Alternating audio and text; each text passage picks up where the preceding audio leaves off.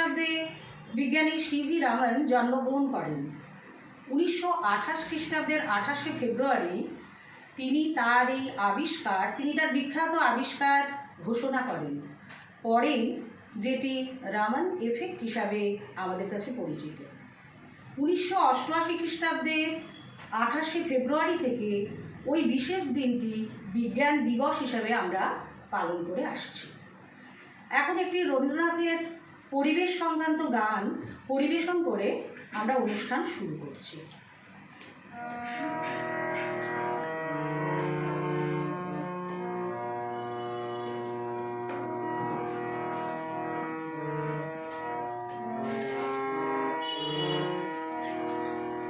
আকাশ ভরা সূর্য তারা বিশ্ব ভরা প্রাণ, তাহারি মাঝখানে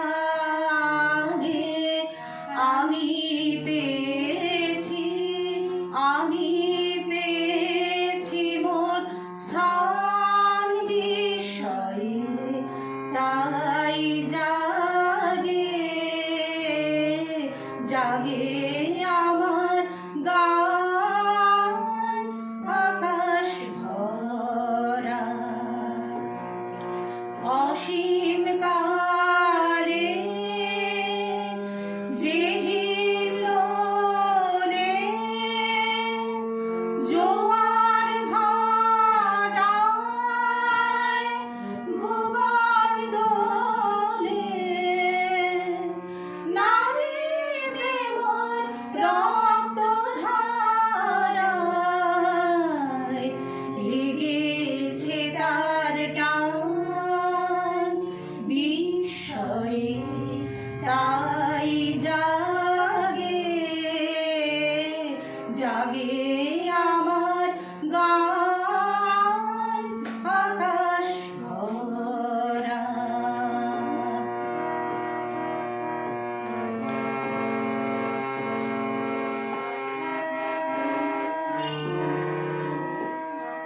ঘাসে ঘাসে পা ফেলেছি,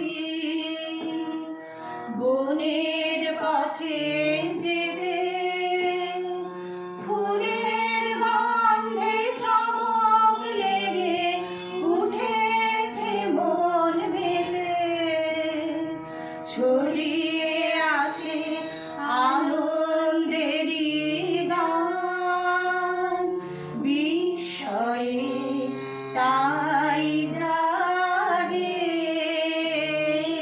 জাগে আমার গান পেতেছি,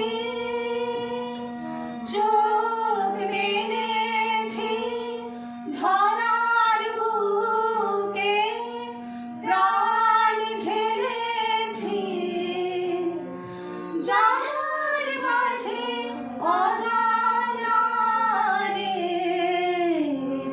করেছি সন্ধান বিস্ময়ে, তাই জাগে আমার গান আকাশ ভরা। নমস্কার।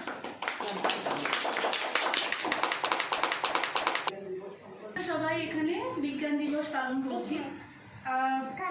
আমাদের আজকের বিষয়, বিশেষ করে যে থিমের উপর আজকে আমরা জোর দিয়েছি, সেটা হচ্ছে যে science is for the welfare of the whole world.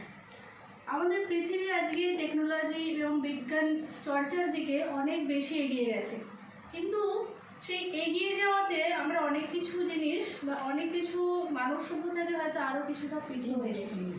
কারণ প্রত্যেকটা অগ্রগতির সঙ্গে কিছু কিছু ড্রব্যাকস আমরা হয়তো এখানে নিয়ে আসছি। তো তার জন্য আমাদেরকে জানতে হবে যে বিজ্ঞান যখন অগ্রগতির বিষয়, তখন সেই অগ্রগতিটা কীভাবে নিয়ে যাওয়া হবে, কীভাবে তাকে এগিয়ে নিয়ে যাওয়া হবে, যাতে আমাদের ভবিষ্যৎ প্রজন্ম কোনো রকম সংকটের সম্মুখীন যেন না হয়। আজকে আমরা সেই সমস্ত বিষয় নিয়ে আলোচনা করব, কিন্তু তার আগে আমাদের ছোট ছোট দুই বন্ধু কিছু এক্সপেরিমেন্ট করে দেখাবে কেমিস্ট্রি ম্যাথসের এক্সপেরিমেন্ট। তোমাদের নামগুলো যদি একটু বলো। এসো। আমি রাজদীপ ঘোষ, আমি বি কলেজ মডেল স্কুলে পড়ি। আমি পঞ্চম শ্রেণীর ছাত্রী। আমি অদ্রিজা মুখার্জি, আমি বি কলেজ মডেল স্কুলে পড়ি। আমি পঞ্চম শ্রেণীর ছাত্রী। এদিকে এসো। আজকে আমি দুটো মজার অঙ্ক করি। আমি এখানে আগে প্রথমে ছোট সংখ্যা দিয়ে শুরু করছি। আমি এখানে প্রথমে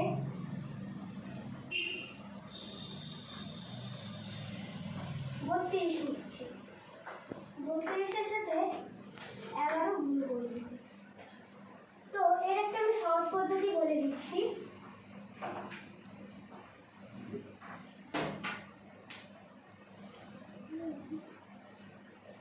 তো আমি এখানে দুটো অ্যারো টানলাম। এখানে 3টা 3-এর জায়গায় চলে যাবে, 2টা 2-এর জায়গায় চলে যাবে। আর এখানে 3-এর সাথে আমি 2 যোগ করলে হয় 5। আমি এখানে 5টা লিখে দিচ্ছি। তো তোমরা করে দেখতে পারো যে উত্তরটা কিন্তু এত বেরোবে।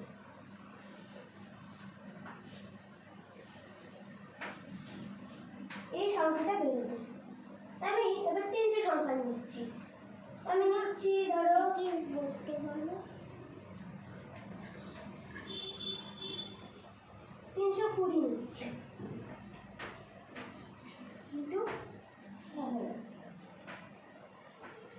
আমি এখানে দুটো অ্যারো দিয়ে দিচ্ছি।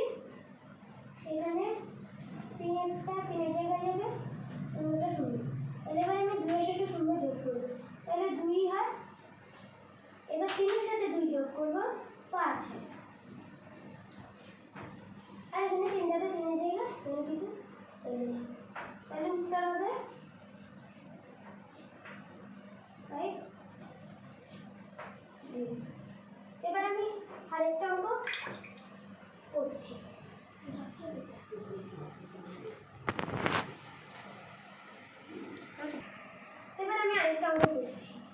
আমি এখানে 43 আর এখানে 47 দিচ্ছি। এটাকে ইনটু করতে হবে। তো আমি এখানে আর একটা শর্ট পদ্ধতি বলছি।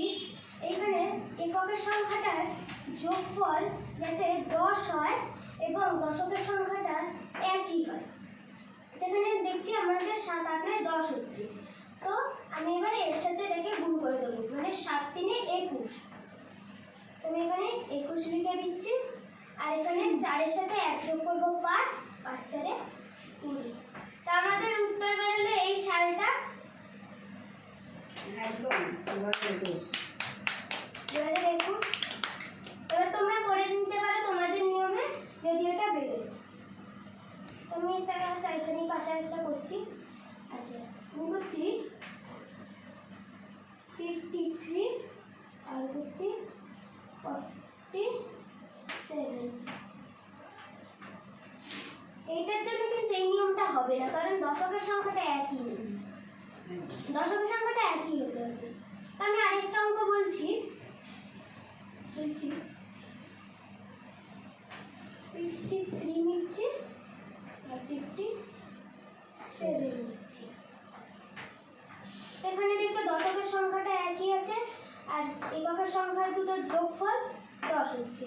আমি এখানে লিখে নিই 7 3 21, 7-এর সাথে 3 গুণ করে 21, আর 5-এর সাথে 1 যোগ করবো 6, আর 5 6, 6-এর সাথে 5 গুণ করলে 5 30।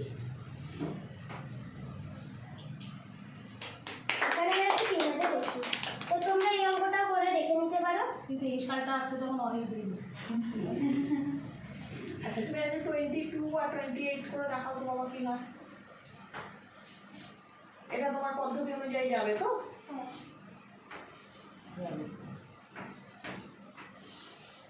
তো এইখানে এককের সংখ্যা দুটোর যোগফল 10 হচ্ছে। এবার তাহলে এখানেও এককের দশকের সংখ্যা দুটো একই আছে। তাই আমি এখানে 8 দুগুণে 16, 2 আর 1 3, আর 3 দুগুণে 6।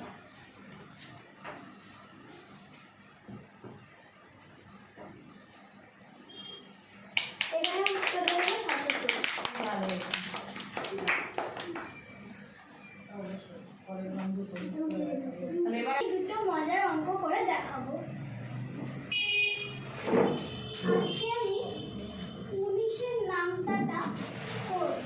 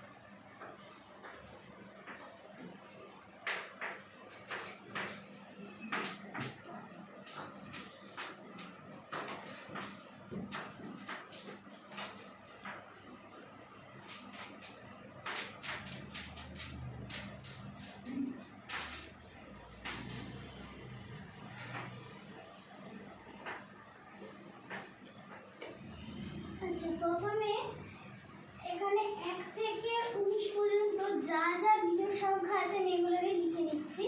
তো যা যা বিজোড় সংখ্যা আছে সেগুলো আগে লিখে নেব। 1 3 5 7 9 11 13 15 17 আর এখানে 19। সাতটা ভালো করে লিখতে হবে, আর 10-এর 16টা বলো একটু বড় করে। এবার আমি এখানে 0 1 2 3 4 5 6 7 8 9। পরীক্ষার সময় 19-এর নামটা দিলে এভাবে যদি আমরা করি তাহলে আমাদের বেশি সময়ও লাগবে না, আর খুব সহজেই আমরা পুরোটা করে নিতে পারবো। খুব সুন্দর শিখিয়েছে আমাদের অর্পিতা। Thank you. এটা আমার দ্বিতীয় অঙ্ক। এখানে আমি 1 প্লাস, এখানে আমি একটা কোয়েশ্চেন মার্ক দিয়ে রেখেছি। এখানে হচ্ছে 1 প্লাস কত ইকুয়াল টু 49। এখানে আমি লিখছি 48। আচ্ছা, এইখানে আবার আমি যদি লম্বায় দেখি তাহলে 1 প্লাস কত সমান 3, এটা হচ্ছে 2। তারপরে এখানে 2 এর সাথে এমন একটা সংখ্যা আমি বসাবো যেটা 2 এর সাথে সামঞ্জস্য রেখে হবে, আর এটা যোগফল হবে 47। আমি 45 লিখছি। এবার 3 প্লাস কত হলে এটা 96 হবে। এখানে হচ্ছে আমি লিখছি 93। তাহলে এই দুটো মানে 1 প্লাস 2 ইকুয়াল টু 3, এইখানে আমি কিছু বসাবো না। এখানে হচ্ছে 1 plus 48 equal to 49, 2 plus 45 equal to 47, 3 plus 93 equal to 96। এই তিনটে যোগ, এই দুটো যদি আমি যোগ করি তাহলে এইটাই বেরোবে, আর এই দুটো যোগ করলে এটা বেরোবে, এই দুটো যোগ করলে এটা বেরোবে। তুমি এটা কি লিখেছো বলে? আচ্ছা, যেহেতু আজকে আমাদের থিম হলো science is for the welfare of the whole world, তো আমরা আজকে ছোটদের জন্য, বিশেষত ছোট এছাড়া বড়দের জন্য অবশ্যই কিছু কিছু বিষয় আলোচনা করব, যেটা দিয়ে বোঝা যায় যে সায়েন্স শুধুমাত্র বিজ্ঞানীদের বিষয় নয়, বা আজকের যেটা খুব বেশি ইম্পর্টেন্ট হচ্ছে যে আমরা যা কিছু আবিষ্কার করছি, যা কিছু ডেভেলপ করছি, সেগুলো অবভিয়াসলি সোসাইটির ভালোর জন্য করা হচ্ছে, কিন্তু তার ড্রব্যাকসগুলো কী, বা যারা এই সমস্ত সরাসরি এই সমস্ত ডেভেলপমেন্টের সঙ্গে যুক্ত নয়, যারা বিজ্ঞানের সঙ্গে হয়তো সরাসরিভাবে কর্মক্ষেত্রে যুক্ত নয়, তারাও কিন্তু সামান্য কিছু অভ্যাস পরিবর্তনের মাধ্যমে আমাদের পরিবেশের প্রতি একটা বিশাল বড় কন্ট্রিবিউট করতে পারে। তো সেক্ষেত্রে আমি আজকে সাধারণত 3টে পয়েন্টের ওপর একটু সামান্য আলোচনা করব। তো প্রথম যেটা পয়েন্ট সেটা হচ্ছে মিট কনজাম্পশন। আমি বাংলাটা বলছি। মিট মানে মাংস খাওয়ার চাহিদা। সবাই বলছে যে মাংস সবাইকে ছেড়ে দিয়ে তাহলে কি সবাই ভেজিটেরিয়ান হয়ে যাবে, তা কিন্তু বলা হচ্ছে না। যদি রিসেন্ট কিছু স্ট্যাটিস্টিক্সের উপর চোখ রাখা যায়, আমরা তাতে দেখতে পেয়েছি যে মানুষের মাংস খাওয়ার চাহিদা অন্তত 3% আরও বেশি বৃদ্ধি পেয়েছে। একটা সমীক্ষা থেকে আপাতত দেখা গেছে যে 2019 থেকে 2020-তে মাংস খাওয়ার চাহিদা কীরকম বেড়েছে। ধরো একটা সময় কনজাম্পশন যেমন ছিল যে 360 মিলিয়ন টনস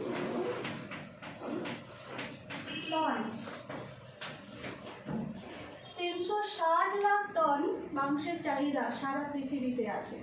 সেটা ইনক্রিজ হয়ে গিয়েছিল 400 মিলিয়ন টনসে। কিন্তু রিসেন্ট কোভিডের জন্য এই চাহিদাটা অনেকটা কমে গেছে, যেহেতু সেগুলোর অ্যাভেলেবিলিটিটা সবার কাছে পৌঁছায়নি, বা মানুষ অনেকটা সচেতন হয়েছে মিট কনজাম্পশন করার আগে যে আমরা এইগুলো প্রত্যেকটা মাংসটা গতানুগতিক জীবনের মধ্যে তো একটা অঙ্গ হিসেবে পৌঁছে গেছে। সেজন্য এই কনজাম্পশনটা 2019 থেকে 2020-তে রিডিউস হয়েছিল 333 মিলিয়ন টনে। এবার প্রশ্ন হচ্ছে যে এতখানি মাংসের চাহিদার সঙ্গে পরিবেশের সম্পর্কটা কি? পরিবেশের সম্পর্কটা হচ্ছে যে যখনই তোমার মিট ডিমান্ড হচ্ছে, তাহলে সেই সমস্ত প্রোডাকশন কোম্পানিগুলো কি করছে, অনেক বেশি পরিমাণে ফার্ম হাউস নিচ্ছে, অনেক বেশি এগ্রিকালচারাল ল্যান্ড যেগুলো আছে সেই সমস্ত জমিগুলোকে, কৃষি জমিগুলোকে তারা কি করছে, ফার্ম হাউসে কনভার্ট করে নিচ্ছে। যখনই কৃষি জমি কনভার্ট করে নিচ্ছে বা জঙ্গল পোড়াচ্ছে, তোমরা সবথেকে বড় উদাহরণ দেখেছো 2020-তে আমাজন জ্বলছিল, এবং সেখানে দেখা যাচ্ছে গত লাস্ট 2 বছরে 70,000 বার জঙ্গলের মধ্যে আগুন লেগেছে। এই আগুনগুলো কিন্তু প্রকৃতির দিক থেকে ন্যাচারালভাবে কিন্তু হয়নি, এগুলো কিন্তু মানুষের ডিমান্ডের জন্য। কারণ সেখানে প্রচুর কোম্পানি এসেছে যারা তাদের ইনভেস্টমেন্টগুলো এই সমস্ত ফার্ম হাউস তৈরি করার জন্য, ডেয়ারি ল্যান্ড তৈরি করার জন্য কিন্তু করেছে। তারা লোকাল ট্রাইবস বা লোকাল পিপলদের সেই সমস্ত টাকা দেওয়া হয়েছে, ব্রাইব দেওয়া হয়েছে, এবং তারা এই সমস্ত আগুনগুলো লাগিয়েছে। এরা কিন্তু সরাসরি কিন্তু পরিবেশের ক্ষতি করছে না, কিন্তু আমাদের যেহেতু যে ডিমান্ডটা আছে, মাংস খাওয়ার ডিমান্ড, আজকে যদি আমি বন্ধুদের সঙ্গে বেরোই, যে আমার মনে হলো যে আমি KFC-তে যাবো, ওকে, তো তোমরা কিন্তু অন্য কিছু খেতে পারতে। আগে আমাদের বাঙালিদের ক্ষেত্রে আমরা বলি যে আমাদের সাধারণত রবিবার দিন কিংবা সপ্তাহে আরও একটা দিন মাংস খাওয়া হতো। রবিবার এলে আমাদের কিন্তু সকলের বেশ আনন্দ হতো। কিন্তু এখন যদি তোমরা একটু ভালো করে দেখো, আমাদের প্রত্যেকের সংসারে অন্তত 4 থেকে 5 দিন মাংস রান্না হয়। কিংবা তোমরা বাইরে কোথাও ঘুরতে বেরিয়েছো, কিছু খাবার খেতে হবে, কি খাবো না, KFC-তে যাবো বা ম্যাকডোনাল্ডসে যাবো। এই সমস্ত জায়গায় যে যাচ্ছ তাতে কি খাচ্ছ? তোমরা খাচ্ছ কিন্তু মাংসই। সে চিকেন হতে পারে, সে বিফ হতে পারে, সে পর্ক হতে পারে, যা খুশি হতে পারে, বাট ডিমান্ডটা আমাদের কিন্তু বেড়েছে। ভারতবর্ষের বাইরে যদি দেখা যায় তাহলে সবথেকে বেশি ডিমান্ড হচ্ছে বিফের, আর সবথেকে বেশি পরিবেশ কিন্তু ভারসাম্য হারাচ্ছে এই বিফের ডিমান্ডের জন্য। এটা কিন্তু কোনো ধার্মিকভাবে কিন্তু কোনো পয়েন্ট অফ ভিউ নয়, এটা একটা সাইন্টিফিক রিজন আছে যে সবথেকে বেশি অ্যাফেক্টেড হচ্ছে বিফ, তারপরে হচ্ছে পর্ক, তারপরে কিন্তু হচ্ছে চিকেন। তো কীভাবে অ্যাফেক্টেড হচ্ছে মানুষকে সেটা বোঝানো উচিত। আমার যদি সপ্তাহে 4 দিনের মধ্যে আমি 2 দিন রিডিউস করি না, মাংস নাই বা খাই, কতটা কমাতে পারবো? তুমি নিজে কিন্তু যদি হিসাব করো, তুমি নিজে একদিন যদি মিট খাওয়া, একদিন যদি রিডিউস করো, 0.2 গ্রাম কার্বন ডাইঅক্সাইড বাতাসে মিশে যাওয়া থেকে কিন্তু তুমি বাঁচাতে পারো। এইগুলো আমরা কীভাবে মেজারমেন্ট করি? মানে বড় মেট্রিক হচ্ছে সেটা হচ্ছে কার্বন ফুটপ্রিন্ট। কার্বন ফুটপ্রিন্টটা কি না, কার্বন ফুটপ্রিন্ট হচ্ছে যে পরিমাণ কার্বন ডাই অক্সাইড বাতাসের মধ্যে মিশে যায় যে কোনো কাজ করার জন্য। সেই কাজ যে কোনো একজন ইন্ডিভিজুয়াল ব্যক্তিও করতে পারে, কোনো অর্গানাইজেশন করতে পারে, কিংবা অন্য কোনো সোসাইটিগত দিক থেকেও একটা পরিমাণ কার্বন ডাই অক্সাইড আমাদের বাতাসের মধ্যে মিশে যায়। তাহলে আমরা অনেক আলোচনা করি, যখনই সায়েন্সের আলোচনা আমরা সবসময় কিন্তু অর্গানাইজেশন বা সোসাইটিগতভাবে যে কতখানি কার্বন ডাই অক্সাইড এমিশন হচ্ছে বাতাসের সঙ্গে মিশে এগুলো আলোচনা করি, কিন্তু আমরাও কিন্তু পরোক্ষভাবে রেসপন্সিবল এগুলোর জন্য। তার প্রথম একটা পয়েন্ট আমি তোমাকে দেখিয়ে দিলাম মিট কনজাম্পশন। তোমরা নিজেরা যদি এই মিট খাওয়ার প্রবণতাটা কিছুটা যদি কম করো, অবভিয়াসলি আমরা এই সংখ্যাটা 333 এখন আছে 20-তে, 2020-তে এই 330টাকে 250-তে কনভার্ট করে নিতে পারি। 250 মিলিয়ন টন, মানে তোমরা রিডিউস করছো 130 মিলিয়ন, অ্যারাউন্ড 130 মিলিয়ন টন কিন্তু মিট ডিমান্ড কমিয়ে দিচ্ছ। যখন কত পরিমাণ মিট ডিমান্ড কমিয়ে দিচ্ছ, তোমরা কিন্তু প্রচুর পরিমাণে কার্বন ডাই অক্সাইড বাতাসে মিশে যাওয়া থেকে বন্ধ করছো। এগুলো ছোট ছোট অভ্যাস, ঠিক আছে? আমি কিন্তু বলছি না তোমাদেরকে যে তোমরা ভেজিটেরিয়ান হয়ে যাও, কিন্তু আমাদের অভ্যাসটা কিন্তু সত্যি ডিমান্ডটা কিন্তু অনেক বেড়ে গেছে। যখন তুমি ইন্ডিয়ার বাইরে যাবে, বিফ খাওয়ার ডিমান্ড, পর্ক খাওয়ার ডিমান্ডটা খুব বেশি হয়। এই যে hot dog, what is hot dog? ওটা হচ্ছে শুকরের সেই মানে ইন্টেস্টাইন থেকে যেটা তৈরি হয় সেটা হচ্ছে হট ডগ কম্প্রেস করে। ওকে, এনিওয়ে আমি সেকেন্ড পয়েন্টে যাচ্ছি। এটা হয়তো খুব বেশি ইম্পর্টেন্ট নয়, কিন্তু very important. What is it? The latest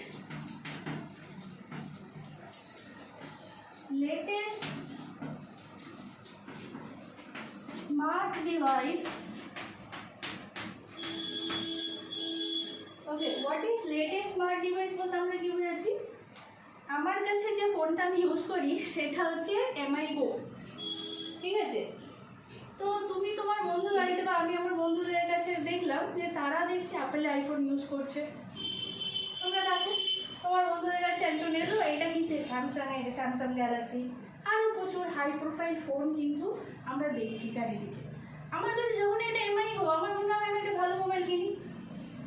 আমার এই মোবাইলটা আমি ইউজ করতে আরও হয়তো 2 বছর 3 বছর আরামসে আমি ইউজ করতে পারি।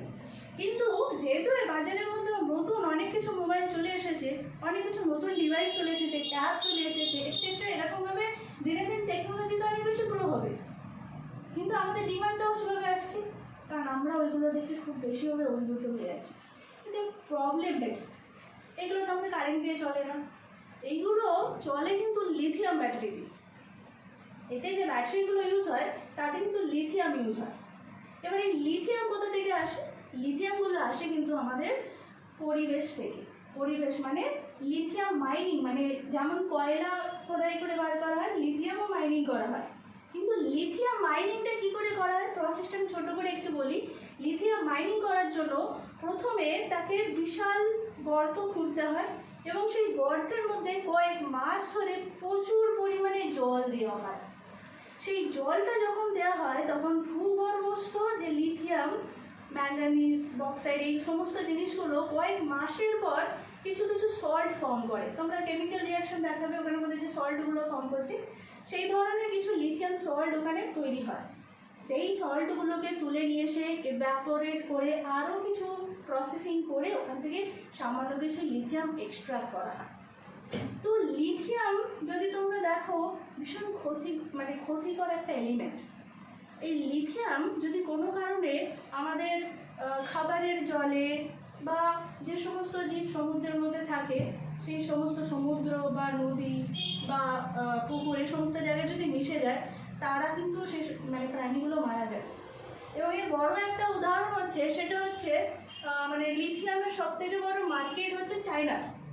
চায়না কিন্তু নিজের দেশে লিথিয়াম কিন্তু খনন করে। চায়না খনন করে বিভিন্ন দেশে সবথেকে বেশি পাওয়া যায়, এটা তোমার ধরো আর্জেন্টিনা, চিলি এবং হচ্ছে সেখানে একটা বড় কিছু জায়গা আছে, বিশেষ করে চিলি। এখানে একটা ঘটনা হচ্ছে 2013 সালে ওখানে চিলি যে হ্রদ ছিল সেখানের মধ্যে একটা সময় মানে মাছ পুরোপুরি ডেড ফিশ মানে পুরো ভেসে ওঠে 2013 সালে এটা হয়েছিল। তো তখন কী দেখেছিল ঠিক তার পাশে একটা খনি আছে লিথিয়াম মাইনিং খনিও সেখানের মধ্যে আছে, জায়গাটার নাম হচ্ছে সাল্টার ডি অ্যাটাকামা, ঠিক আছে। তো সেখানে 2013-তেই ঘটনাটা হলো, তখনও কিন্তু গভর্নমেন্ট সেভাবে কিন্তু স্টেপস নিল না, কারণ লিথিয়ামের চাহিদাটা সারা বিশ্বে তখন অলরেডি প্রচুর পপুলার হয়ে গেছে। 2016 সালেও কিন্তু আবার সেই একই ঘটনা ঘটলো এবং প্রচুর পরিমাণে মাছ কিন্তু সেখানে মারা গেল। শুধু মাছ নয়, তার মধ্যে আরও যে সমস্ত জীবগুলো থাকতো, ইভেন মানে অ্যাম্ফিবিয়ান্সগুলো ওখানে মারা গেছিলো। পাশে যে সমস্ত গরু টরুগুলো ওখানে জল টল খেতে আসতো, তারা সেই সমস্ত জীবের মানে দেহাবশেষ সেখানে পাওয়া যায়, প্রচুর পরিমাণে সেটা ক্ষতিগ্রস্ত হয়েছিল। এবার এই লিথিয়াম ব্যাটারি আমাদের টেকনোলজি তো গ্রোন আপ হচ্ছে, তোমরা টেসলা কারের নাম শুনেছো, এই টেসলা কারও কিন্তু এই সমস্ত লিথিয়ামের জন্য চায়নার ওই মার্কেটগুলোর উপর ডিপেন্ড করে। আমরা যখন এই মোবাইলগুলো ইউজ করছি, মোবাইলগুলো আমাদের ওই যখন ঠিক আছে আর কাজে লাগছে না বা কোনো একটা গণ্ডগোল হলো, সেটা সারানো যাচ্ছে না, তার থেকে একটা নতুন মোবাইল কিনে নেওয়া ভালো, তখন আমরা মোবাইলটাকে কী করছি, ডাস্টবিনে ফেলে দাও, ঠিক আছে, যেখানে খুশি ফেলে দিচ্ছ। তুমি যেখানে ফেলছো সেখানে কিন্তু কোনো রকমভাবে ওই লিথিয়ামগুলো যদি লিকেজ হয়ে মাটি বা জল এগুলোর সঙ্গে মেশে, তাহলে তুমি কিন্তু একটা বিশাল টক্সিক এফেক্ট তৈরি করছো তোমার পরিবেশের মধ্যে, সেটা ভীষণ ভীষণ ভয়ঙ্কর। যখনই সেইগুলো ডাইরেক্ট সংস্পর্শে এই সমস্ত জীবগুলো যখন আসবে, তখন কিন্তু তারা মানে মারা যাচ্ছে। এই ব্যাপারটাতে কোনো একজন মুক্তি পেয়েছিল, এটা তো সামান্য একটা এইটুকু মানে খুব সামান্য পরিমাণ লিথিয়াম একটা ব্যাটারি মানে ফোনের মধ্যে আছে। এই সেম কথাটা যদি 10,000 লোক বলে একসঙ্গে, তার এফেক্টটা তখন কী হয়, এই সংখ্যাটা তোমাদেরকে বুঝতে হবে। আমার এটা বলার উদ্দেশ্য হচ্ছে এটাই যে হয়তো আমার একটা মোবাইল থেকে কিছু হলো না, কিন্তু মনে করো তোমার মতো 10 কোটি 20 কোটি, আসলে যদি দেখা যায় অন্তত 30 কোটি লোক স্মার্টফোন ইউজ করে, 30 কোটি লোক কিন্তু লিথিয়াম ইউজ করছে, এইভাবে ভাবতে হবে। তাহলে আমি কি বলছি না যে তোমরা স্মার্টফোন ইউজ করো, কিন্তু একটু মার্কেটের প্রলোভন জোগানো জিনিসগুলোর প্রতি না আকৃষ্ট হয়ে যেটা তুমি ইউজ করছো সেটা যতটা পারো ইউজ করো। যখন তুমি সেটাকে ডিসপোজ করছো, সেইগুলো ওয়েস্ট ম্যানেজমেন্ট যাদের আছে সেই সমস্ত জায়গায় কিন্তু সেগুলোকে ডিসপোজ করো। তোমরা যদি বাচ্চারা না পারো, বাবা মায়েরা যেখান থেকে কিনছে তারা যখন জানছে যে টেকনোলজি অ্যাডভান্স হচ্ছে, তাদেরকে এটাও জানানোর চেষ্টা করো যে ওয়েস্ট ম্যানেজমেন্ট কোথায় আছে, কোথায় আমি জিনিসটাকে বরাবরভাবে ফেলবো। কারণ যে সমস্ত ওয়েস্ট, আমরা এগুলোকে ওয়েস্ট বলছি কেন, আইটি রিলেটেড ওরিয়েন্টেড যে সমস্ত সিস্টেম আছে তার থেকে যে ওয়েস্ট তৈরি হয় সেটাকে আমরা ওয়েস্ট বলি। তো এই ওয়েস্টগুলো যদি প্রপার একটা জায়গায় আমরা ডিসপোজ করি, বেশিরভাগ জিনিস সেখান থেকে কিন্তু রিসাইকেল করা যায়, সেটা কিন্তু অনেকটা সাস্টেনেবল ডেভেলপমেন্ট হয়, ঠিক আছে। সুতরাং এই নলেজগুলো তোমাদের অতি অবশ্যই জানা দরকার। এইগুলো কিন্তু খুব ভালো রকমভাবে কিন্তু প্রচার হয় না। আমরা কার্বন ডাইঅক্সাইড ইমিশন এই সমস্ত কথা ডাইরেক্টলি মানে যেগুলো ডাইরেক্ট কোম্পানিগুলো থেকে, বিশেষ করে থার্মাল প্ল্যান্ট থেকে তোমার এই সমস্ত গ্রিন হাউস গ্যাসগুলো যে বাতাসের সঙ্গে মিশে, সেগুলো আলোচনা করি, এইগুলোও কিন্তু পরোক্ষভাবে আমরাই কিন্তু দায়ী।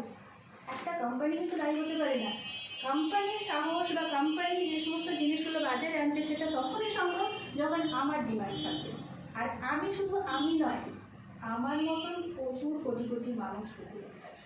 এই বোধটা তোমাদেরকে আনতে হবে। এই বোধটা মানে যখনই যে কোনো জিনিস ইউজ করছো, তৈরি করছো, ভাবো যে এর পরের মানে এফেক্টটা কী হতে পারে। যে যা কিছু ডেভেলপমেন্ট করছো, তুমি সরাসরি ম্যানুফ্যাকচারিংয়ের সঙ্গে যুক্ত না, তুমি মোবাইল বানাও, আমরা মোবাইল বানাই, আমরা কেউ বানাই না, কিন্তু আমাদের ডিম্যান্ড কিন্তু পরোক্ষভাবে তাকে বলছে যে এইভাবে বানাও জিনিসটা, ঠিক আছে। তো এটা ছিল সেকেন্ড পয়েন্ট। থার্ড পয়েন্টটা যেটা হচ্ছে সেটা হচ্ছে যে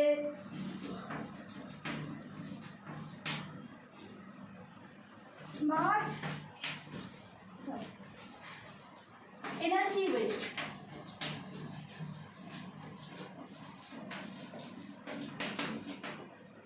ওকে, energy waste through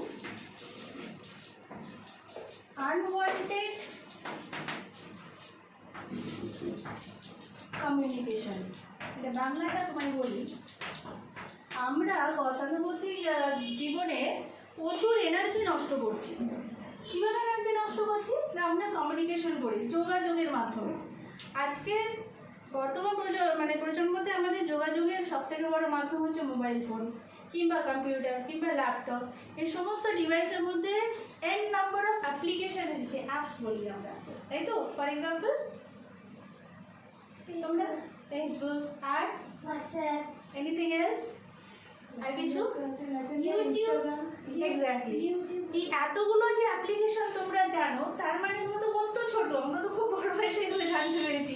কিন্তু তোমরা যখন জানো, মানে এই টেকনোলজিগুলো আমাদের সকলের ছোট থেকে বড় সবার মধ্যে ঢুকে গেছে। এই টেকনোলজিতে আমরা সকালবেলা উঠেই আমাদের বড় কাউকে বলি গুড মর্নিং, কাউকে বলি হ্যালো, ঠিক আছে? তো এইগুলো বলার সঙ্গে এনার্জি ওয়েস্টের কি সম্পর্ক?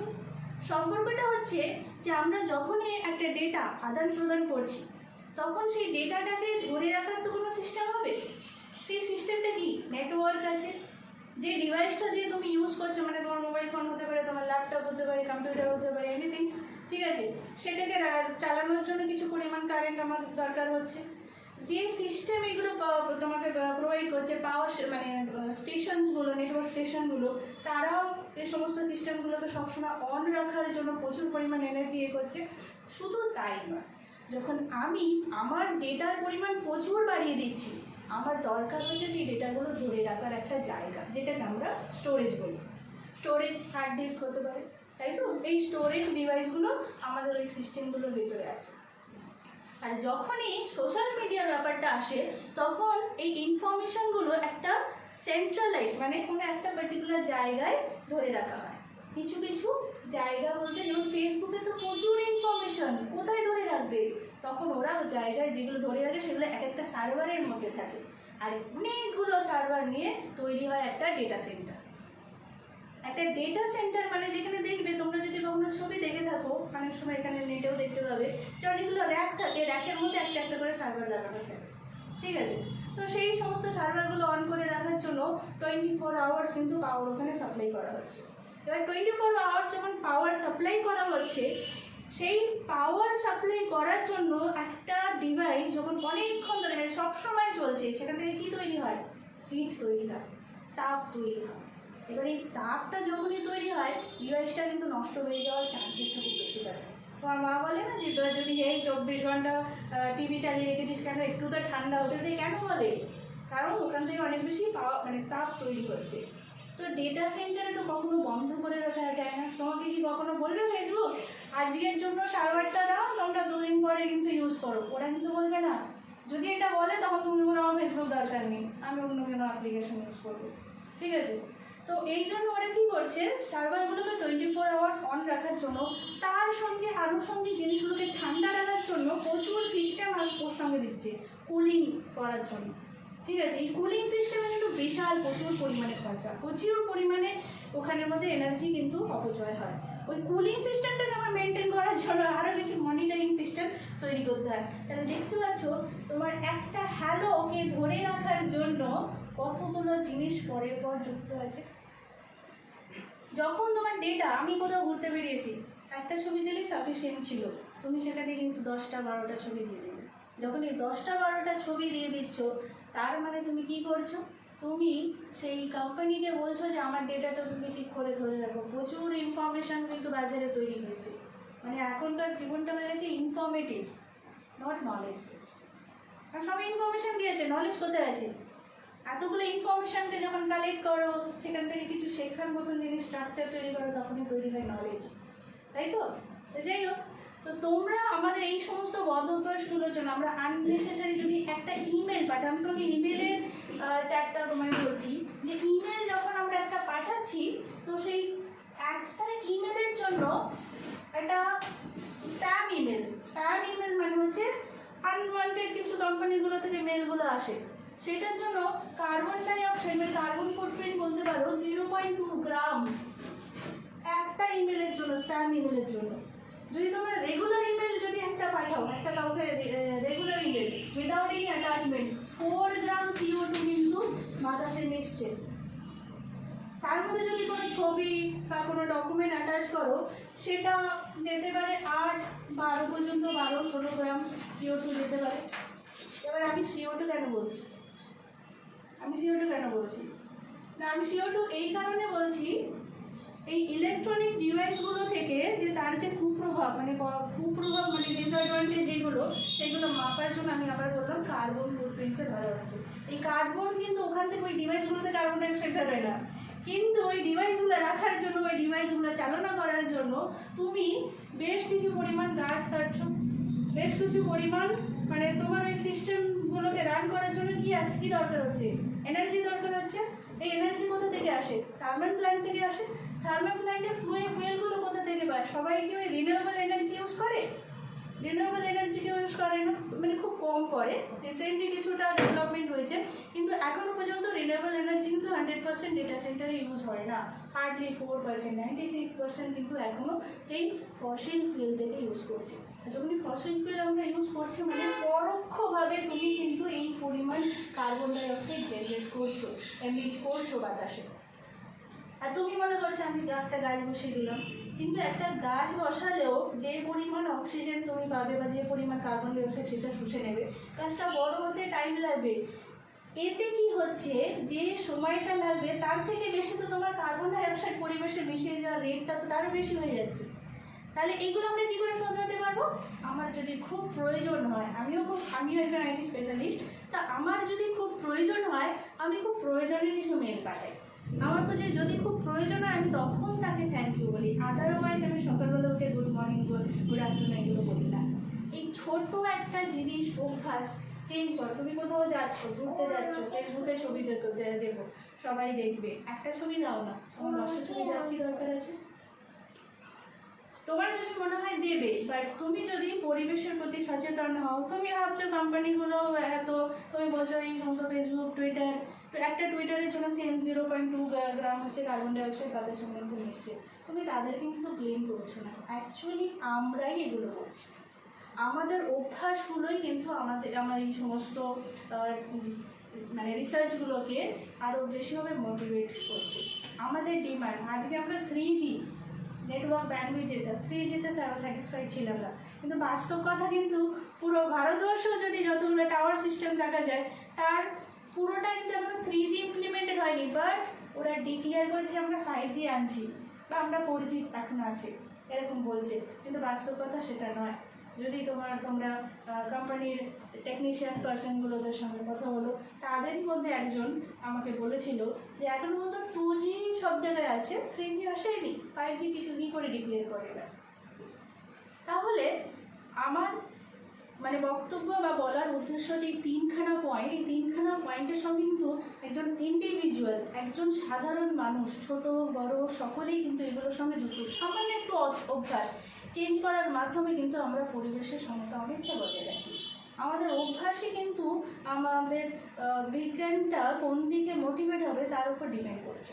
আমার অভ্যাসটা যদি খুব স্বাভাবিক হয় যে আমি বছরে 200টা মেল পাঠাবো, আমি বছরে এতজনের সঙ্গে কমিউনিকেট করবো, খুব প্রয়োজন থাকলে তখনই আমার নিজস্ব জীবনটাকে বজায় রেখে, তখনই কিন্তু টেকনোলজিও সেভাবে ভাববে, সেভাবে মোটিভেট হবে। তখন কিন্তু ওরা চোখ কান বুঝে লিথিয়াম খনন করতে পারবে না, চোখ কান বুঝে ডেটা সেন্টারের পর ডেটা সেন্টার বানাতে পারবে না। ডেটা সেন্টারকে তারা ভাবলো সমুদ্রের নিচে নিয়ে চলে এলাম, আমরা খুব ভালো মানে সেখান থেকে কুলিং সিস্টেমটা আরামসে পেয়ে গেলাম, কিন্তু তার কিছু তো পাওয়ার মানে কিছু তো হিট সমুদ্রের জলের মধ্যে তো মিশছে, কারা ক্ষতিগ্রস্ত হয়েছে? সামুদ্রিক প্রাণীরা। সবাই কিন্তু সবার সঙ্গে যুক্ত। ছোটোবেলায় আমরা পড়েছিলাম সমাজবন্ধী, আমাদের বিজ্ঞানও কিন্তু সেভাবে কোনো একটা জিনিস আলাদা নয়। যদি একটা জিনিস আলাদা রকম ক্ষতিকর কিছু তৈরি করে, জানবে তার পরও কিন্তু আমরাই আছি। সুতরাং আমাদের চেঞ্জ করতে হবে অভ্যাস, আর এই অভ্যাসগুলো পরিবর্তনের মাধ্যমে আমরা বিজ্ঞানকে ঠিক পথে অগ্রসর করতে বাধ্য। এইটা বলেই নিশ্চয়ই ভালো লেগেছে, কারণ পরিবেশ নিয়েই আমাদের পরিবেশকেই উন্নত করতে হবে সারা ওয়ার্ল্ডে যদি আমরা ওয়েলফেয়ার চাই। তোমরা কি বুঝলে, তোমরা কি করবে এর কাল থেকে বা আজ থেকে তোমরা কীভাবে চলবে, কোন জায়গায় তোমরা নিতে পারবে?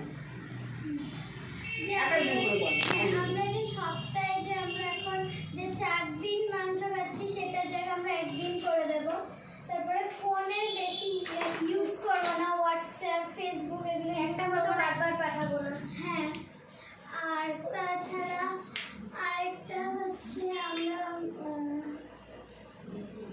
করতে পারি আমরা? বেশি মেসেজ অপ্রয়োজনীয় মেসেজ। হ্যাঁ, বারবার ইমেল, একই জিনিস ইমেল করবো না। Very খুব good. দরকারি হলে জিনিসটা মেসেজটা করতে পারবো বা ফটো। আর তোমরা এটা তোমার বন্ধুদেরও বলবে তো, মনে থাকবে, বন্ধুদেরও শেখাবে যেরকম করিস না, আমরাই ভবিষ্যতের কান্ডারি। আর আর আচ্ছা, অনলাইন যে পড়াশোনাটা এখন হচ্ছে তাহলে তার কি হবে? এটার কোনো এফেক্ট হবে কি? তার যে কথাগুলো বললো তার কি কোনো ক্ষতিকর দিক আছে অনলাইন ক্লাস? হ্যাঁ, অনলাইনে যে গুগল মিটে যে ক্লাস হচ্ছে অনেকে মেসেজ করছে। হ্যাঁ, আর কিন্তু একটা মানে কি ম্যাম যে বলে দিচ্ছে মানে এগুলো কিন্তু জিজ্ঞেস করছে। হ্যাঁ, আর এই যে এই এই অপারেশন আর একজন ধরো একটা কথা জিজ্ঞেস করলো, সেটাই বারবার জিজ্ঞেস করছে।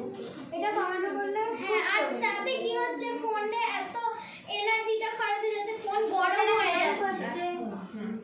হ্যাঁ হচ্ছে হ্যাঁ, ফোন ফোন কাজ করা বন্ধ করে দিচ্ছে। সব থেকে বড় কথা এটা। একদিনে প্রায় 500 মতো মেসেজ ঢুকছে আমাদের বাবা। হ্যাঁ, আমাদের এখানেও তাই, মানে একদিনে যখন বিজয়ার পরে আমাদের শুভ বিজয়া 50 জন নিচে প্রচুর মেসেজ ঢুকছে। আর আমাদের তো 109 জন, তাহলে 500 মেসেজ একই মেসেজ করে যাচ্ছে। তাহলে এইটা কিন্তু এবার থেকে সচেতন একদম ভালোভাবে হতে হবে, যে আমরা এটা জেনে এসেছি এবং আমরা জানাবো দায়িত্ব নিয়ে যে এই বদ অভ্যাসগুলি ছাড়তে হবে। যা বলার মুখে মুখে, মুখেতে কোনো বায়ু দূষণ নেই, এই সাউন্ডে কোনো বায়ু দূষণ নেই, হ্যাঁ, এখন 65 ডেসিবেলের ওপরে যায়। হ্যাঁ, আর এখন যেটা আছে সেটা হচ্ছে প্রচুর একই স্ট্যাটাস দিচ্ছে, প্রচুর এখন স্ট্যাটাস দিচ্ছে। তাতে অনেক কি কি যেতে পারে বল দেখি, এই স্ট্যাটাসে একটা ফোনেতে চালানো হচ্ছে, ওটা কি কি ইউজ হচ্ছে ফোন সংক্রান্ত বল দেখি একটু, কি হচ্ছে? বাচ্চাটা যে স্ট্যাটাসটা দিচ্ছে, স্ট্যাটাসটা চালানোর জন্য একজন দেখছে কি ইউজ হচ্ছে, এক ফার্স্ট ব্যাটারি, একদম, আর এনার্জি হচ্ছে, আর কি না হলে ওটা দেখতে পাবে না কেউ, নেটের রাইট। সবগুলোর সাথে না পাওয়ার সাপ্লাইটা ভীষণভাবে জুড়ে আছে। তারপরে আবার গাছ কেটে ফেলা হচ্ছে এই যে নেটওয়ার্কের জন্য। আর গাছ প্রচুর এখন বসাতে হবে। ভীষণ বসাতে হবে, গাছ ছাড়া কোনো উপায় নেই বেঁচে থাকার আর ভবিষ্যতে। হ্যাঁ, আর গাছ যত কেটে ফেলবে তত কার্বন ডাই অক্সাইড বেড়ে যাবে। দুদিন পর পিঠের ব্যাগে একটা করে অক্সিজেন সিলিন্ডার নিয়ে ঘুরতে হবে, এরকম চাই না তো? যদি মানে পুরো এই যে পৃথিবীতে যদি এক একটা পরিবারে একটা করে গাছ বসানো হয় তাহলে অনেক গাছ হবে। আর অনেক পরিবেশে অনেক অক্সিজেন হবে। অনেক অক্সিজেন হবে, ঠিক আছে? এটা আমাদের গাছ বসানোটা একটা হ্যাবিটের মধ্যে করে দিতে হবে। আমাদের অনেক রকম হ্যাবিট আছে, তাহলে তাহলে বিভিন্ন রোগ হবে না গাছটা আর বসানো। আগেকার দিনে গাছের দিয়েই কিন্তু রোগ আমাদের সারানো হতো। এত উপকারিতা সত্ত্বেও আমরা ভীষণ গাছ কাটছি। এবার আমরা প্রতিবাদ করতে শুরু করবো যে করবো না এই কাজগুলো।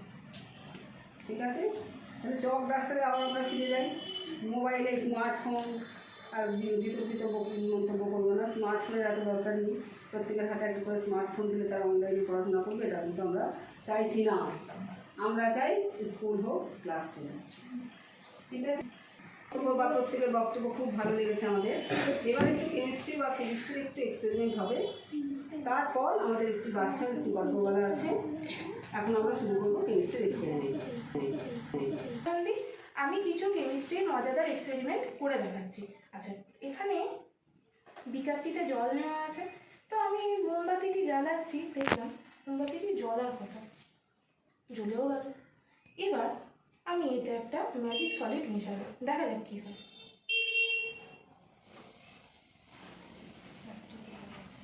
মোমবাতিটি কিন্তু নিভে গেছে। এবার আমি এর কাছে যদি জ্বলন্ত মোমবাতিটিও নিয়ে যাই, দেখা যাক কী হয়।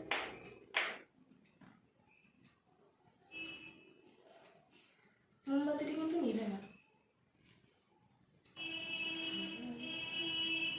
কি মনে হচ্ছে তোমার, কি মনে হচ্ছে এক্সপেরিমেন্টটা?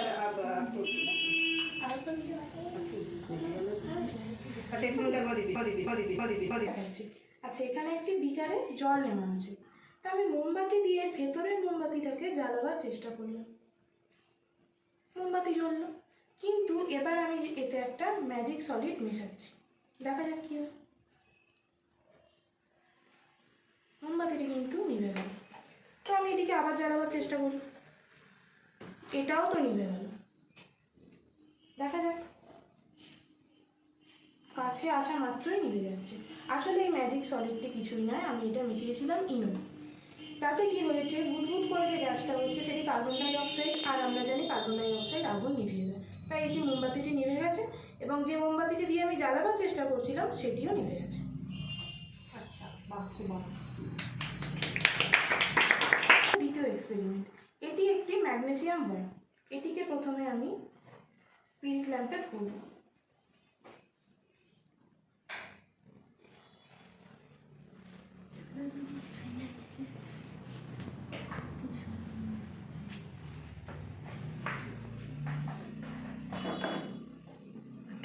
এই ছাইটিকে আমি সংগ্রহ করলাম, সামান্য একটু জল আমি এতে দেব।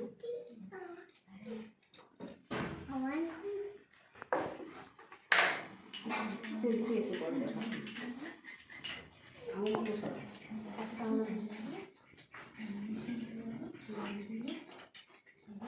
এবার এতে আমি একটা লিকুইড অ্যাড করছি।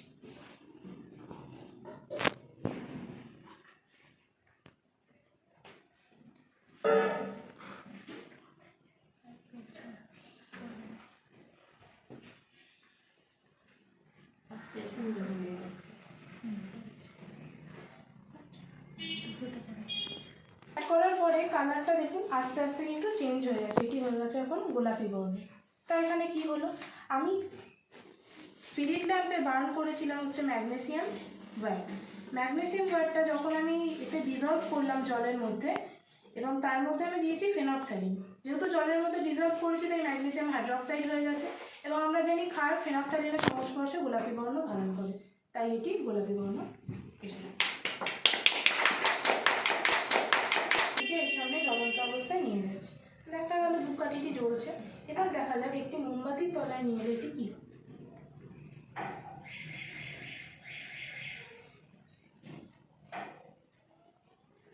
দেখা যাচ্ছে জ্বলন্ত মোমবাতিটি, জ্বলন্ত ধূপকাঠিটি কিন্তু নিভে গেল। কিন্তু এটি কেন হলো?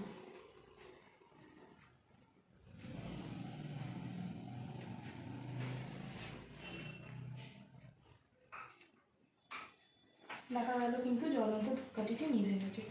আসলে মোমবাতি তৈরি হয় হাইড্রোকার্বন। মোমবাতির একটি ইনগ্রিডিয়েন্ট হচ্ছে হাইড্রোকার্বন, যাতে আছে কার্বন এবং হাইড্রোজেন।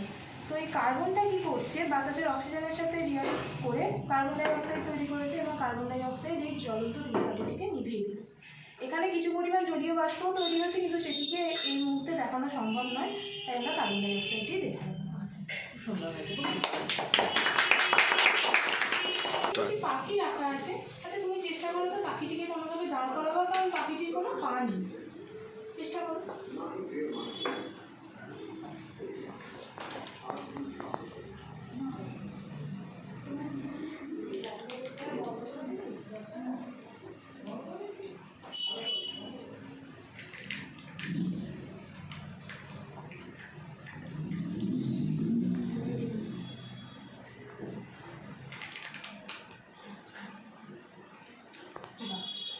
আচ্ছা, তাহলে দেখলাম ওই শুধু মুখটির উপর ভর করে কিন্তু পাখিটি দাঁড়িয়ে গেল। আচ্ছা, এটা কেন হচ্ছে? তারপর এদিকে যদি একটু উপরে আমরা করি, আসলে সমস্ত এই পাখিটির যে ভর কেন্দ্র, ওটি কিন্তু পাখিটির এই ঠোঁটটির ওপর কেন্দ্রীভূত আছে, তাই এটি শুধু এইখানটাতেই দাঁড় গেছে। এবার কিন্তু আমি যদি চেষ্টা করি ওটাকে ওর ডানার উপর ভর দিয়ে দাঁড় করাবার, আমি কিন্তু পারব না। যেহেতু ভর কেন্দ্রটা এখানে আছে, তাই শুধুমাত্র এভাবেই পাখিটিকে আমি দাঁড় করাতে পারি। আমরা দেখতে পাচ্ছি এখানে পাখিটি এগিয়ে যাচ্ছে আস্তে আস্তে। আসলে এটির কারণ কি, এর মধ্যে আমরা যে স্প্রিংটি দেখছি, এটি যখন দম দেওয়া হচ্ছে এর মধ্যে কিন্তু স্থিতিশক্তিটি সঞ্চিত ছিল। এবার যেহেতু দমটা যখন ছেড়ে দেওয়া হচ্ছে, তখন এটি গতিশক্তিতে রূপান্তরিত হয়ে যাচ্ছে, ফলস্বরূপ পাখিটি সামনের দিকে এগিয়ে যাচ্ছে। পিছনে কি আছে? ভিতরে স্মৃতিশক্তিতে সঞ্চিত আছে। কিভাবে? কি আছে? স্প্রিং আছে। স্প্রিং আছে। স্প্রিংটা কি করছে? স্প্রিংটা স্থিতিশক্তিতে সঞ্চিত রেখে কিভাবে? যখন দম দিচ্ছি মানে কি করছি? সংকুচিত হয়ে যাচ্ছে। হ্যাঁ, স্প্রিংটা ছোট হয়ে যাচ্ছে। এই ছেড়ে দেওয়া হচ্ছে, কি হচ্ছে? স্প্রিংটা স্প্রিংটা আস্তে আস্তে প্রসারিত হচ্ছে, ফলস্বরূপ পাখিটি স্থির হচ্ছে। ওইখানে স্থিতিশক্তি গুলো জমা ছিল, আস্তে আস্তে হচ্ছে গতিশক্তি। তাই কিন্তু পাখিগুলো চলে। ঠিক আছে?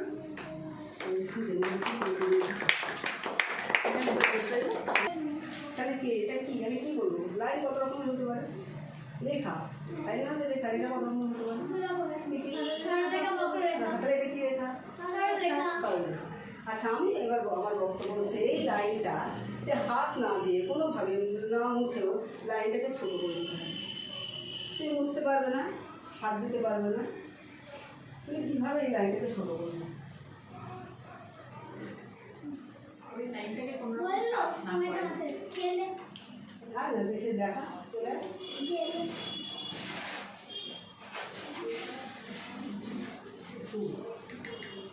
তুমি তো হাত দিতে পারবে না, স্কেল দিয়ে তো ওই লাইনটাকে ছোটো করবে কি করে? স্কেল দিয়ে কি করতে চাও করে দেখো। করে দেখো। দেখো স্কেল কোথায়?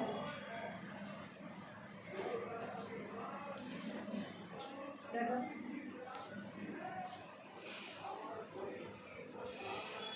মুছে দেবে না। হাত মানে কি কোনো হাত মানে কি কোনো কিছুতেই ওকে স্পর্শ করতে পারবে না। তাহলে কি করছি হ্যাঁ, সমস্যা। না আর না না না না, তুমি কোনো অভিভাবে ওকে কিচ্ছু করতে পারবে না, কোনোভাবেই পারবে না। ছোট বড় ব্যাপারটা কি আপনি আমি তো উল্টে দিই হবে? উল্টে দাঁড়িয়ে এই বাবু সবাই শোনো, ছোট বড় ব্যাপারটা কি আপেক্ষিক, তাই তো? তাহলে তা উঠে পড়ো, এবার তুমি একটু এসো প্লিজ। অনেকক্ষণ ধরে রানী বসে আছেন, আসো। আচ্ছা এটা ঢেকে দেওয়া যাবে কি দিয়ে যাবে? যাও স্কেল অদ্রিজা চলে এসো। ছোট আমার থেকে ছোট, তাই তো? না একজন কাউকে লাগবে তোকে ছোট বলার জন্য, আমি খুব বড় দাঁড়িয়ে আছি, ও আমার থেকে ছোট। এবার দেখি তুমি আসো আগে তুমি। এবার একে নিয়ে এলাম, অদ্রিজা ছোট হলো না বড় হলো? এর থেকে বড় হলো। ছোট বড় কনসেপ্টটা হচ্ছে আপেক্ষিক, কারোর সাথে তুলনা করলে সে ছোট হয় বা বড় হয়। পাশে আরেকটা লাইন বড় করে আচ্ছা, বলো। হিন্টস দিয়ে দিয়েছি, এবার চলে আসো, রাজদীপ চলে আসো, যাও নিজের জায়গায় যাও, দেখা যাক হিন্টস কিরকম কাজ করে। এখান থেকে শুরু করছি এই তো ভীষণ ভালো। তাহলে দেখো, তোমাদের একটা জিনিস জানতে হবে, মা বলে দিয়েছে ফার্স্ট হতেই হবে, ফার্স্ট না হলে হবে না। এবার তাকে আমি কোনো নোট দিচ্ছি না, কিছু বলছি না, কোথায় পড়তে যাই বলছি না, লুচুরি করছি, করার দরকার নেই। কী করতে হবে? নিজেকে উন্নত করে আরও একটু বড়ো করতে হবে, যে আমি ওর থেকে আরও ভালো করে পারবো, আমাকে আরও ভালো করতে হবে। ফার্স্ট বয়কে হিংসা করে বা তাকে ক্ষতি করে আমি কিন্তু তাকে ছোটো করতে পারবো না। আমাকে বড় হতে হবে, তাহলে কিন্তু সে আপনা থেকেই ওই মেধার দিক থেকে সে আমার থেকে হয়তো ছোটো হয়ে যাবে। ঠিক আছে? হয়তো আজ থেকে ওইটা নয় যে আমরা সব জিনিসই সবার সঙ্গে মিলেমিশে করবো, আর নিজেকে অবশ্যই উন্নত করার চেষ্টা করবো, ওকেও উন্নত করার চেষ্টা করবো, যার যেরকম ক্ষমতা সে। ঠিক আছে? আচ্ছা, এরপরে আমাদের একটু ক্ষুদে শিশু আছে, চলে এসো। যে এটা পজ করো। আচ্ছা, আজকে এই বিজ্ঞান দিবস উপলক্ষে এতক্ষণ ধরে নানা ধরনের আমাদের এক্সপেরিমেন্ট দেখানো হয়েছে, মজার মজার অঙ্ক হয়েছে। মৌসুমি আমাদের কাছে খুব গুরুত্বপূর্ণ একটা টপিক ভাবনার জন্য নিয়ে এসেছে। এবার একটু ছোটদের বিজ্ঞান আমরা আনছি। ছোটদের বিজ্ঞান বলতে সেরকম না, পরিবেশটাকে বিজ্ঞান তো সব জায়গাতে মিশে আছে, একদম ছোট থেকেই মিশে আছে। তো সেই বিষয়ে আজ আমাদের এই ক্ষুদে সদস্য আলেয়া মুখার্জি ওরা একটা ছোট্ট করে গল্প বলবে। ও কিন্তু বিজ্ঞানটা কিছুই বলবে না, এই গল্পের মধ্যে কিছু টার্ম থাকবে যেগুলো আমরা খুব একটা অভ্যস্ত নেই বাচ্চাদের কাছ থেকে শুনতে, কিন্তু ও জেনে বলুক আর না জেনেই বলুক, ব্যাপারটার ভেতর বিজ্ঞান আছে। আচ্ছা আলেয়া মুখার্জি, তুমি কি বলবে এখন গল্প? ঠিক আছে, এটাকে বল। নমস্কার, আমি শুরু করব। নমস্কার, আমার নাম আলিয়া মুখার্জি। আমি মারিয়া মন্টেসরি শিশু নিকেতনে পড়ি। আমি মারিয়া মন্টেসরি পড়ি। আমি একটা গল্প বলতে চাই, বিড়ালের গল্প। এবার পিটিটাকে খাবার দেয়, পিটি যায় তো, এবার অনেকগুলো গাছ থেকে দুধ নেয়। তারপরে দুধগুলো খাবারের সঙ্গে মারামারি করে গুলো এনার্জি প্যাকেট তৈরি করে। প্যাকেটগুলো তো মাথায় দাদায় দিতে হবে। এবারে বন্ধু হচ্ছে ব্রেন আর আটারি। তারপরে বলে পাতে রেখে দেবে। তারপরে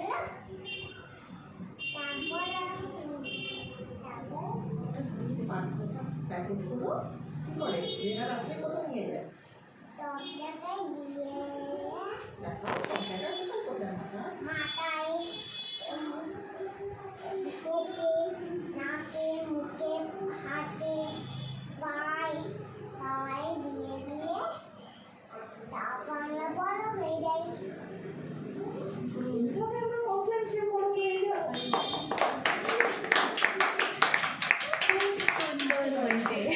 জাতীয় বিজ্ঞান দিবস 2021 আমরা 28 তারিখে 3 জন বিশিষ্ট ব্যক্তির ভয়েস রেকর্ড নিয়েছিলাম পরিবেশের এবারে যে থিমটা science is for the welfare of the whole world তার উপরে।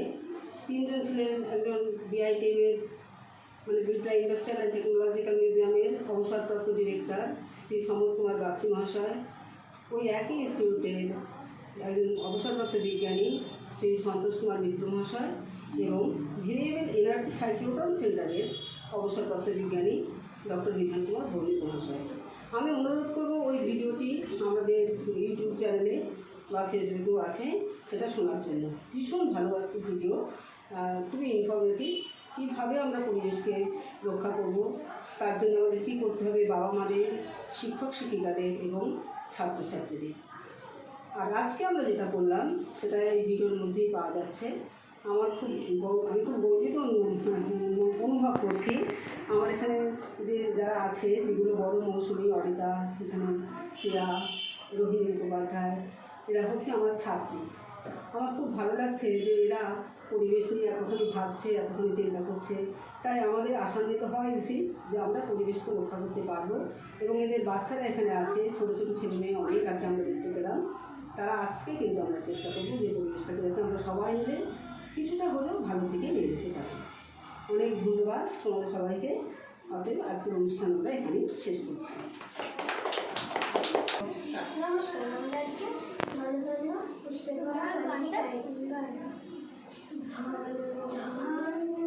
পুষ্প ভরা আমাদের এই বসুন্ধরা, তাহার মাঝে আছে দেশের সকল দেশের সেরা, ও সে স্বপ্ন দিয়ে তৈরি সে দেশ স্মৃতি দিয়ে ঘেরা।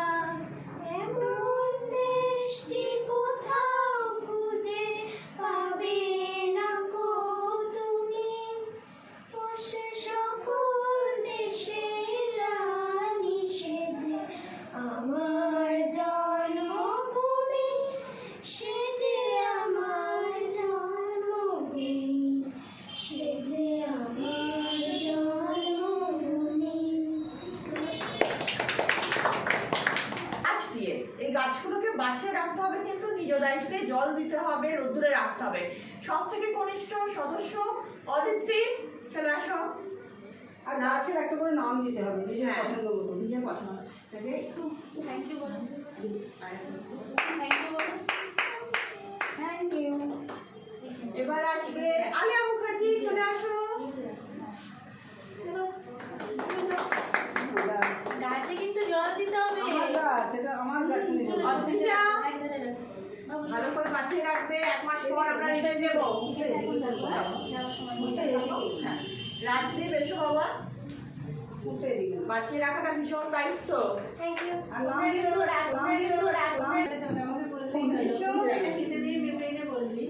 কারণ আমাদের সঙ্গে তোরা শ্রেয়াকে সরাসরি আমি- যোগাযোগ করতে পারবি, তাহলে আর অন্য কোনো বাংলা দেওয়ার দরকার আছে। মৌসুমী ম্যাম, প্লিজ কাম।